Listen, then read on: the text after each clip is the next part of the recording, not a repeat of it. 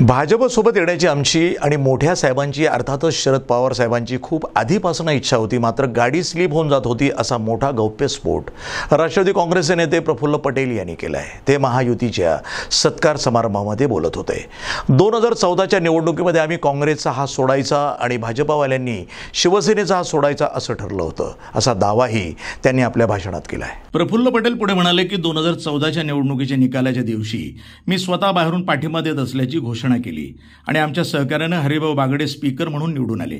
मात्र पुन्हा काहीतरी गडबड झाली आणि आम्ही मागे राहिलो, तुम्ही पुढे निघून गेलात असं म्हणत त्यांनी मंचावर उपस्थित भाजप आमदारांना टोला लगावला।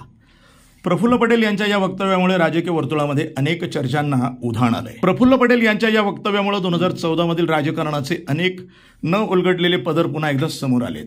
तसंच भाजपा राष्ट्रवादी काँग्रेस युतीची इच्छा अनेक वर्षापासून असल्याचंही स्पष्ट झालंय। ते आमची इच्छा खूप वर्षापासूनची होती असं नाही आहे, आमच्या मोठ्या साहेबांची पण होती, पर कुठे कहीं स्लिप हो जाती थी गाड़ी, कीचड़ में फंस जाती है ना, थोड़ी स्लिप होती है, तसं आमची गाडी पुढे जायची परत वापस। आणि त्यामुळे 2014 पासूनचे जे आमचा प्रयोग होता, तुम्हाला आता मी सांगतो, तुम 2014 में, फिर से बोलता हूं, 2014 में लोकसभा के इलेक्शन के बाद वरचा आमचा ठरला होता की आपण आम्ही काँग्रेसचा साथ सोडायचा आणि तुम्ही शिवसेना साथ। आताची शिवसेना नाही, पूर्वीची।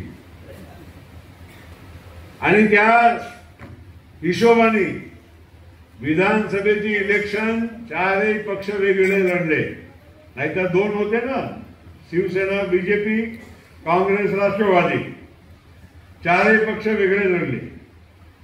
आणि त्यामुळे एक नवीन चित्र महाराष्ट्रामध्ये तयार झालं। पण त्यानंतरच्या काळामध्ये असं ठरलं होता की आपण काही दिवस वेगळे राहू आणि नंतर एक हो, कारण तुम्ही शिवसेनाची साथ सोडली होती, आम्ही काँग्रेसची सोडली होती।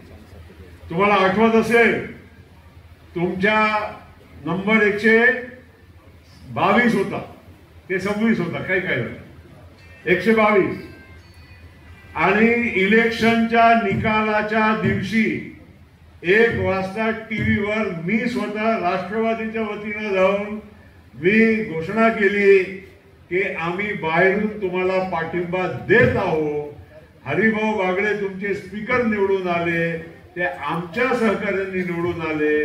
हे सगळं झाल्यानंतर ते परत काहीतरी आमची गाडी चिखलामध्ये फसली आणि आम्ही बॅक गेलो आणि तुम्ही पुढे। प्रतिनिधी राधाकिशन सुटे, NTV न्यूज मराठी, गोंदिया।